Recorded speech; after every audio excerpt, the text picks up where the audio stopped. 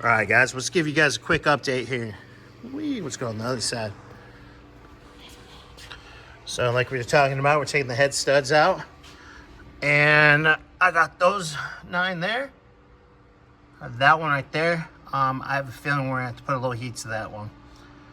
I'll double check with Bobby, but all the rest of them not too bad. I know we showed you a little double nutted, go back and forth action, which I think was that one there, I believe. Or maybe it was that one. But, yep, I'm going to get the rest of these out here. And I got to clean up this whole surface. And make sure all the cylinders are all nice and clean. If any debris, dust, or anything. And then I could probably start cleaning these studs. And, probably tomorrow, we'll chase all the threads. We'll see. We'll see how far we get. These have been real fun to take out.